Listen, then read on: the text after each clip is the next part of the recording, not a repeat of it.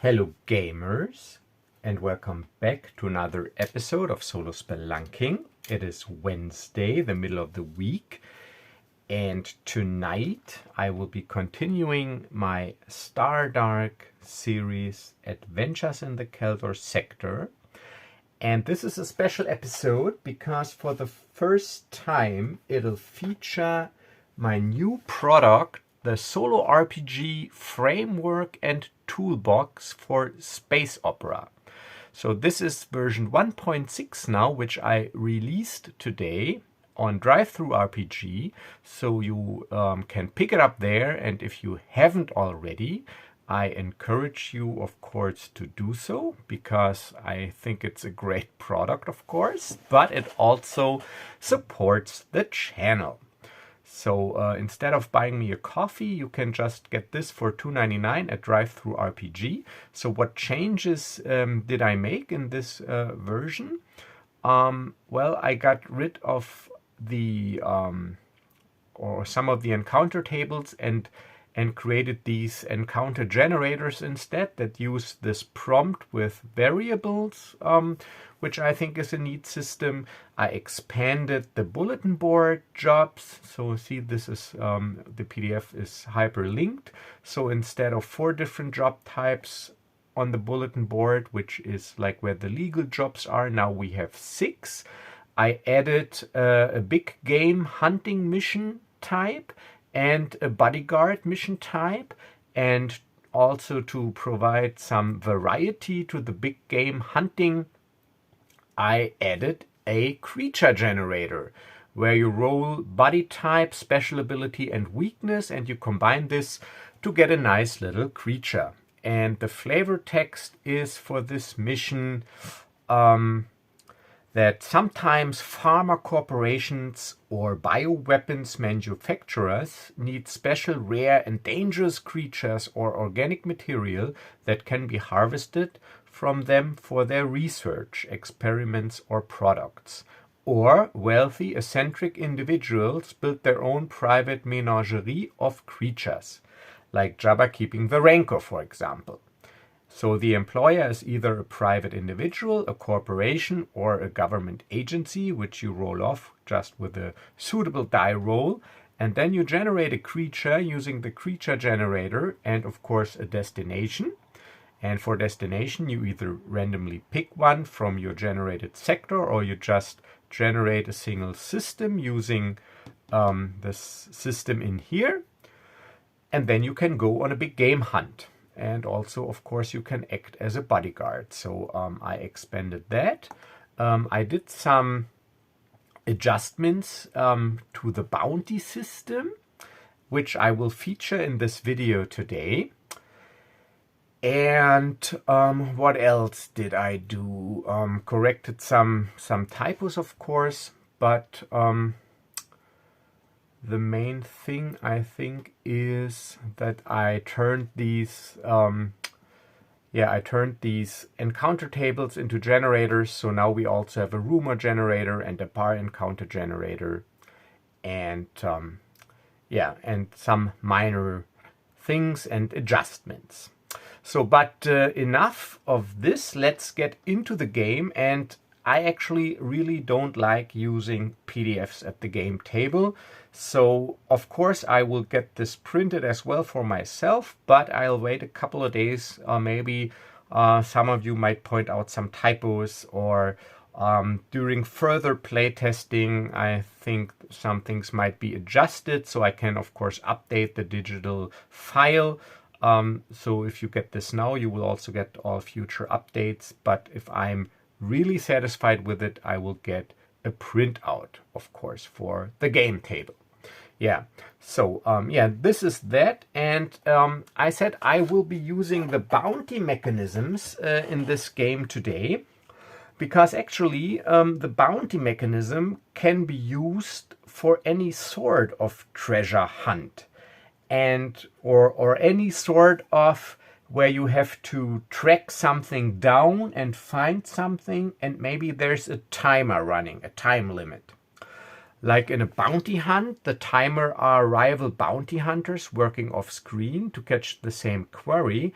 And here we are looking for a data core. So the data core basically is the query, and the timer is the time that the adversaries that are in possession of the core right now need to decipher it, to decrypt it, and to access the data. And that would be really bad. So we have to stop that from happening. So what I basically did, I did this off camera. I classified this as a major bounty. So there are 3 types of bounties in the system: minor bounties, major bounties, and Galaxy's most wanted bounties.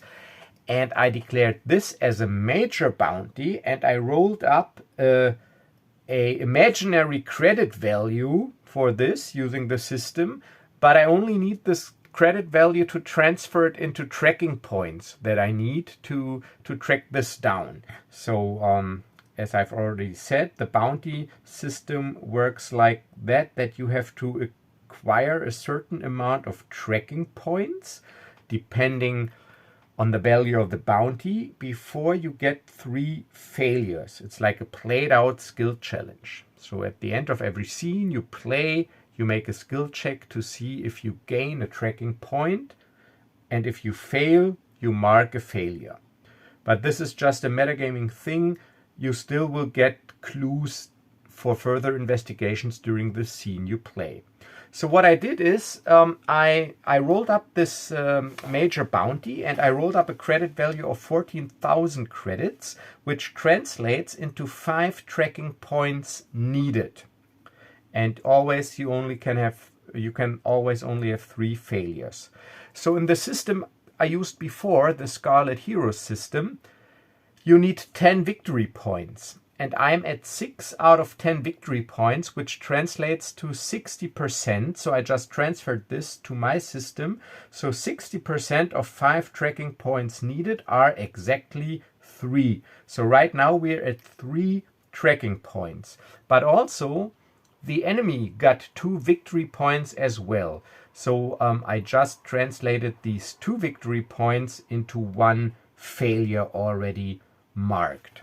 So, and I made these little circles here. So these are my tracking points that I need. I'm at 3 right now, and I got 1 failure.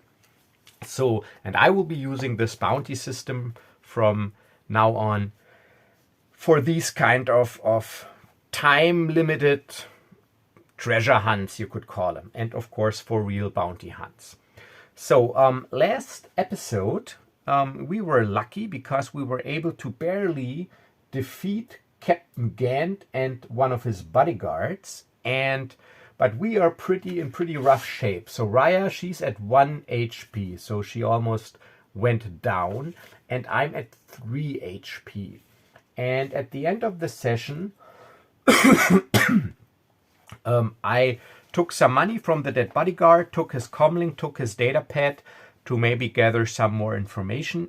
And I also talked to my Kubat's contact, if you remember, to dig into the starship of Captain Ghant.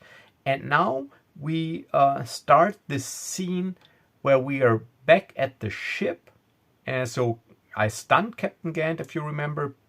I shot some stun bolts into him. And now we are in my ship, in Nash Duncan's ship, the versatile Rustbucket. You haven't seen this picture in a while. So it's an old Corellian Engineering YR1080 freighter, something I completely made up. It's like a predecessor of the famous YT series of transports, and it is like the bare minimum. So it's got like speed 4, 0 handling, no shields, slow hyperdrive. So this is basically a piece of junk. And so I also need a lot of money to upgrade this, but it's my home. It's got passenger cabins, it's got a cargo hold, and this is basically where Nash lives and where Rhya is living with him at the moment during this mission, because we've been traveling for 1 or 2 days, 3-4 days.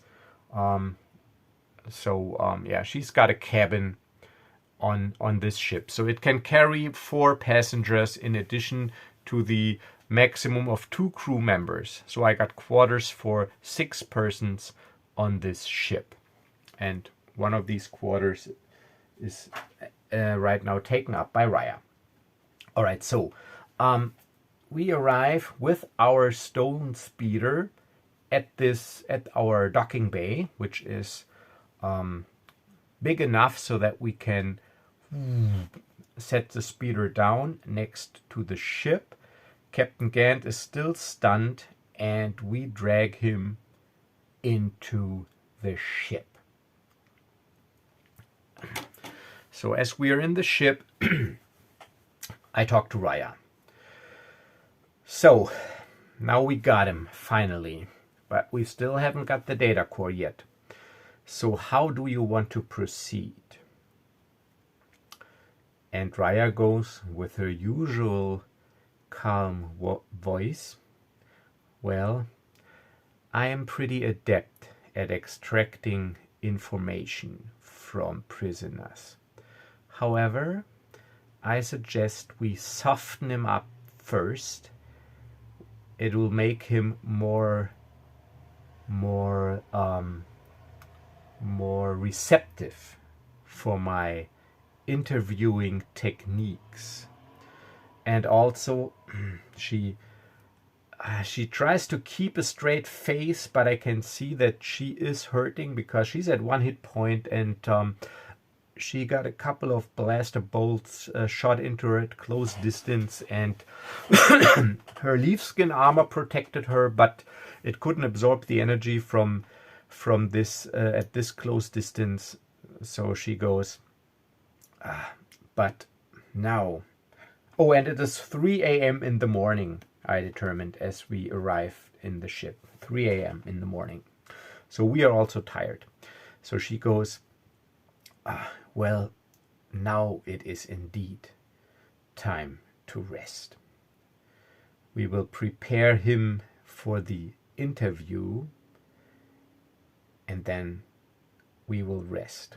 I need to rest to regain my strength for my special interview techniques.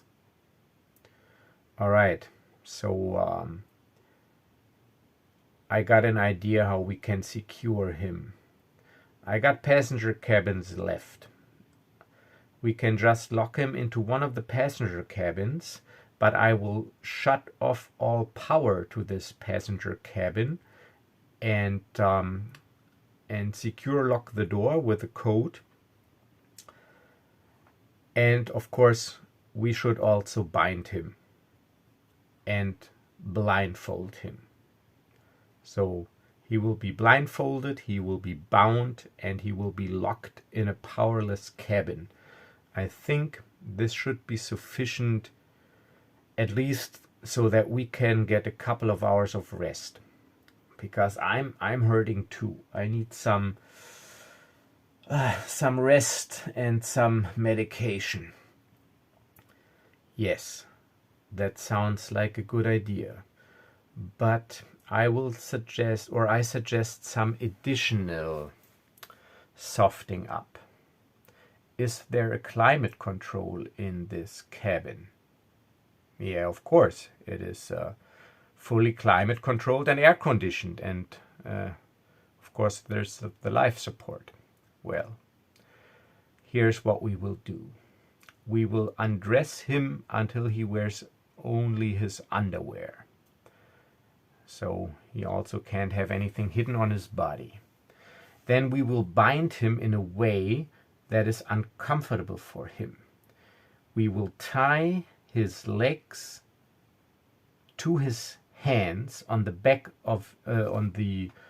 side of his back, blindfold him, and we will also put a sling around his neck tied to his wrist bounds. So if he struggles, he will choke himself, and we will set the environment control to a nice little 12 or 13 degrees or maybe 11 degrees Celsius, where he will be lying on the floor, blindfolded, half naked and bound at 10, 11, 12 degrees temperature. And then he will be pretty receptive when we visit him in like 6 hours or so. And then he will tell us what we need to know.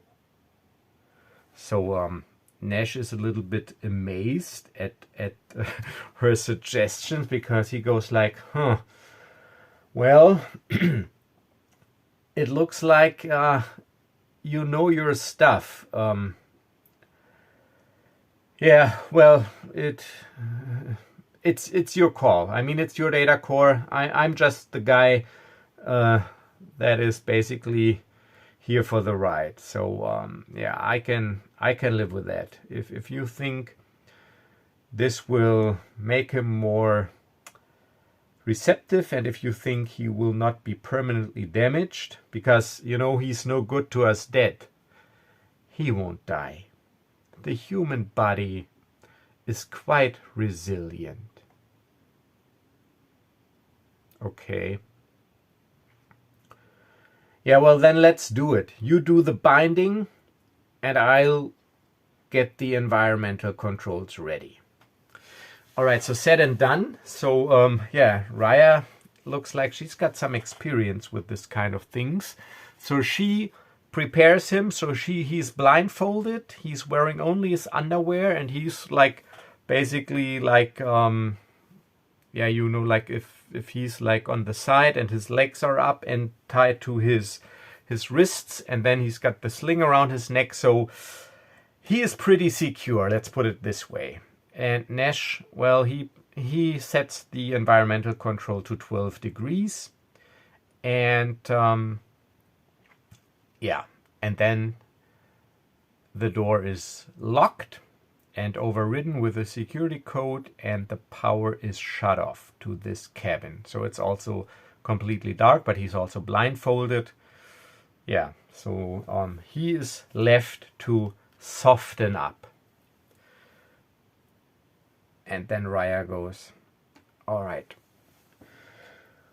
Well, looks like this is all for the night. I will retire to my cabin. I need a shower, I need some rest, and I'll see you in the morning. Yeah, that sounds like a good idea. I need some rest as well. All right. Then in the morning then.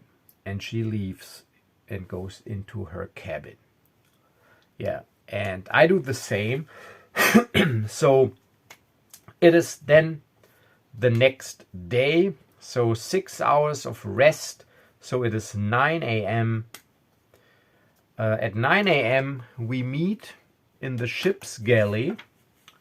And Rhya is not wearing her armor now. She's again wearing her body glove, and she's taking off her hooded cloak and her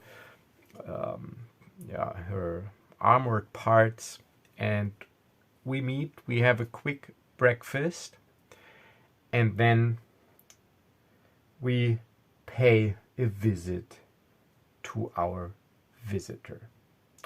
All right, but now the question is indeed, did he survive this ordeal? Because he also was injured, and yeah, so but I'll give it an 80% chance that he survived, but always give yourself a chance to fail.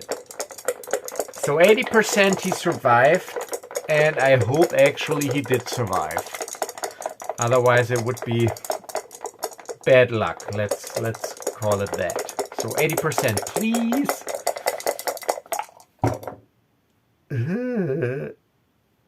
Oh no, it's a 94. I'm so unlucky.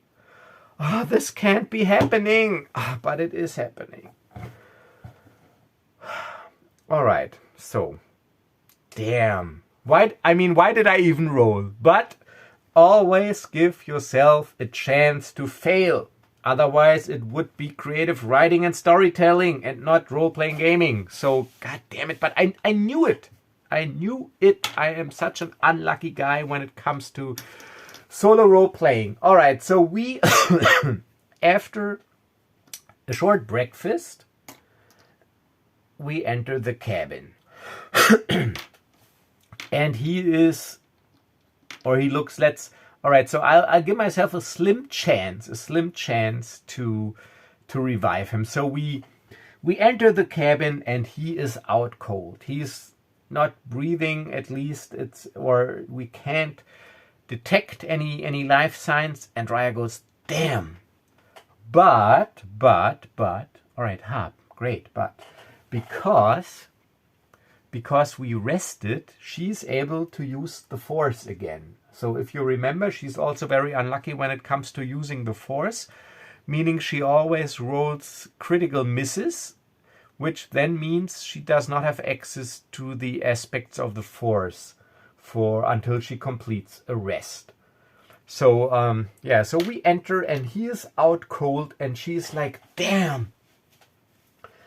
And I'll give her a chance, so she's got to use the Force, and that'll be, I think it'll be Alter, because Alter is affecting everything outside of your body. Channel affects your own body, and sense is to sense things. So let me check this again here. The aspects alter is used to alter the aspects of reality, to manipulate the elements, and to even change the laws of physics. It can be used to move objects, blah blah, to crush someone's windpipe, but also to heal someone. It's like the Force healing Obi-Wan used.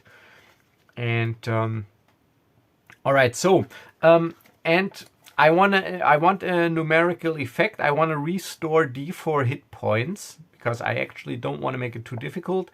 It is a DC 12. And Rhya, she's get +1 to use the Force checks because of her ancestry, but sadly she doesn't get any other bonuses.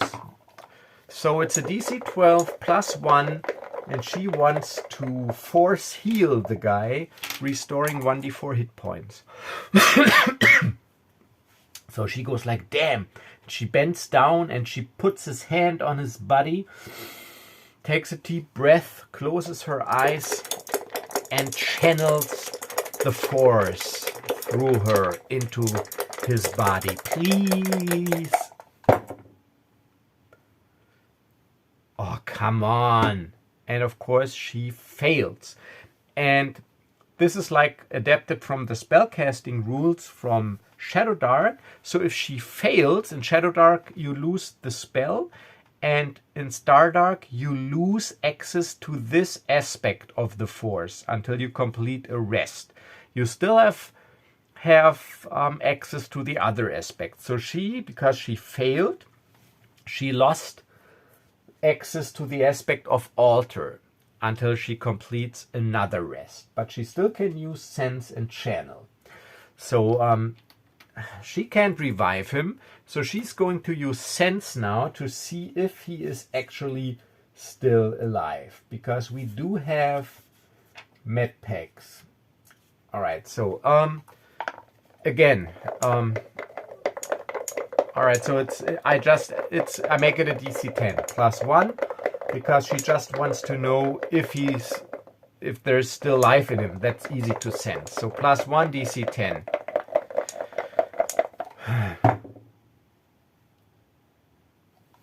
Yes. All right, so she manages it. So the question now is he still alive? And I said a slim chance. All right, I'll give it a 30% chance. It's not that slim, but actually I do somehow want him to be alive to progress the story, but it's not wishful thinking, but I still give it a 30%. I mean, knowing my luck, he'll be dead. Please. 50. Yeah, all right, so he's dead. All right, so Rhya is taking a deep breath. And the anger is flowing through her. The question now is, does she blame Nash for setting the environmental control too low? I'll give it a 50-50. Maybe she's pissed at him now and she needs to direct her anger at someone.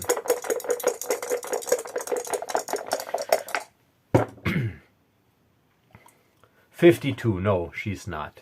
All right, so thankfully. All right, so she's not mad at Nash because she, of course, suggested it. And I mean, yeah, they should have probably healed him with a med pack before they put him in this ordeal. He was just like in too bad a shape. So Captain Ghant is dead and the data core is still gone. Damn. All right, he is dead. He won't talk. And Nash, he sighs and he goes, I'm sorry. Well, it is not your fault. It was my suggestion that we soften him up. Maybe I was too tired and didn't think straight. I should have taken care of his injuries first. But we still have his clothes, his comlink datapad and the comlink and datapad from his bodyguard, and also maybe your contact is coming through. So we do have a couple of options still. Yeah, all right. So I know how important this is to you, so let's not waste any more time. Let's see what we can find out.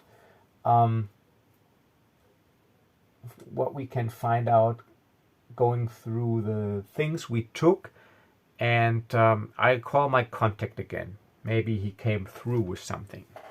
Yeah, you do that, and I'll take my security kit, and see what I can do with the items. All right, so the contact. Of course, I also will be using my supplement, Adversaries of the Galaxy, which contains a couple of NPCs, and my contact, he is an operative. So they're the eyes and ears on the streets, information brokers, dealers, etc. So, and they have, as a special ability, I got you covered. Roll with advantage when gathering information, slicing computers, or locating someone or something. So I will make a roll now for the Kubat's contact, and for the difficulty, I will use the difficulty from my framework for major bounty hunts, which is a moderate difficulty. Let me open this up. Bounty hunting. So here you can see the difficulty. So it's a medium difficulty, and a most wanted bounty, it's a hard difficulty. So this will be the check now to see if I gain a tracking point. If I fail this check, I will mark down a failure. So this is kind of strange because actually now the NPC makes the check. But of course, these systems are always flexible.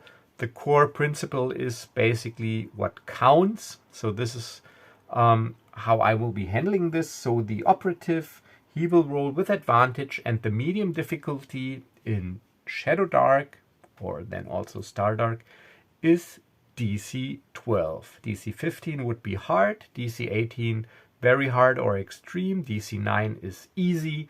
So it is a DC 12 difficulty. The operative, he doesn't really matter if he uses, well, actually it does if he uses intelligence or charisma. Intelligence is more for like slicing through data nets, and charisma is like talking to people, social skills, wisdom is like intuition. So you know what I will do? I will roll off with a D3 which of these 3 skills he will use, or stats, and then I will make the check. And then I'll see if I get a tracking point, which means he came through with some clues, or if I mark another failure, which still means I could get some clues, because these things are not really connected to each other, because the clues is what progresses the story. This tracking point check is basically just like this core game procedure element for these hunts. All right, so first, let's see. So 1, 2, 3, 4, 5, 6. Let's put this in here and roll.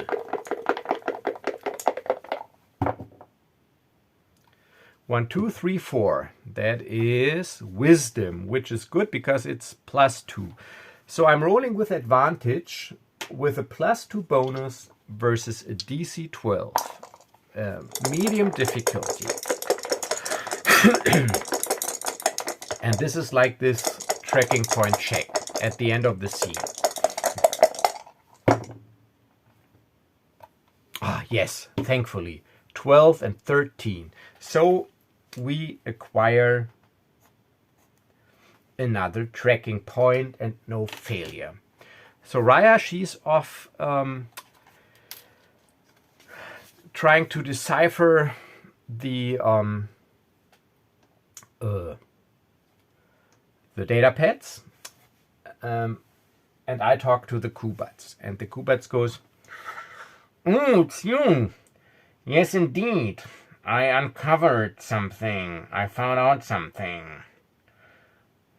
Where he has docked his ship. It is also in Calcareous Prime, the Southern District, Docking Bay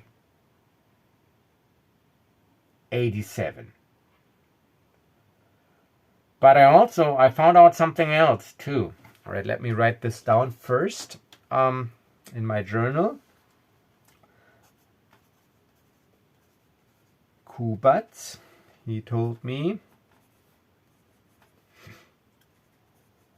Ship docked in the Southern District.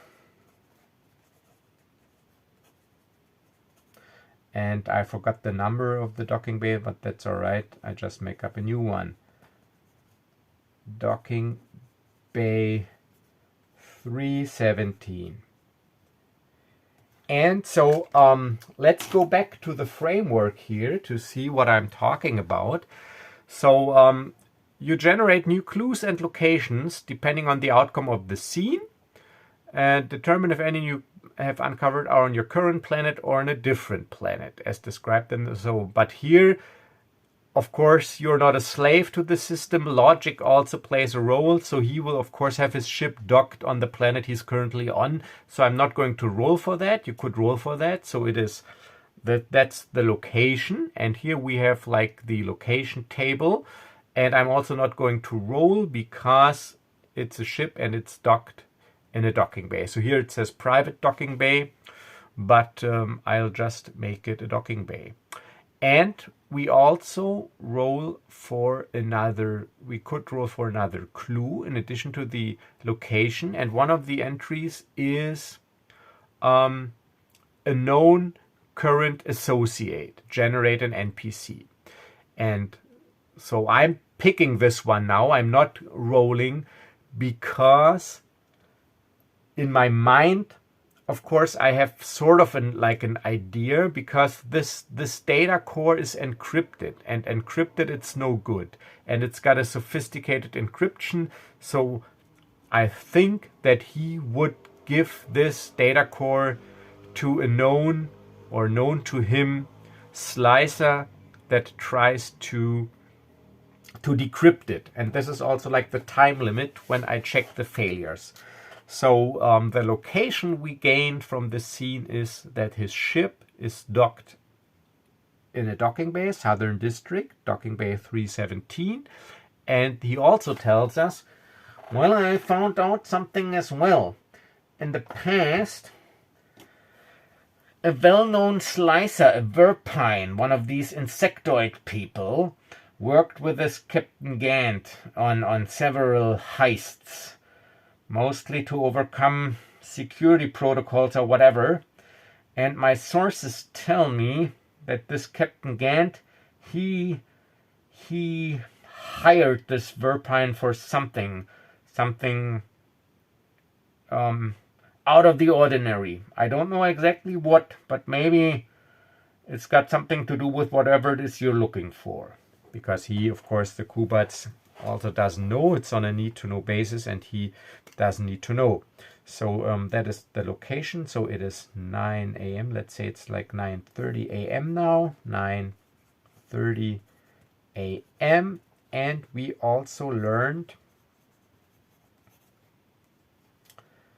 that Ghant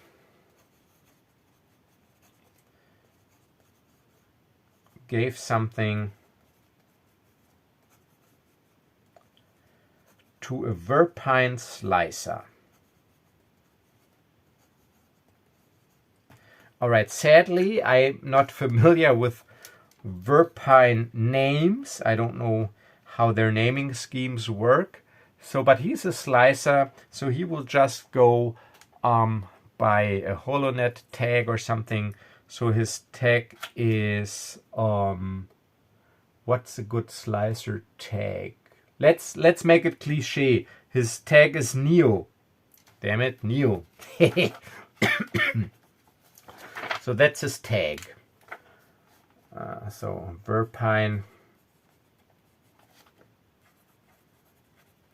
DataNet tag is Neo.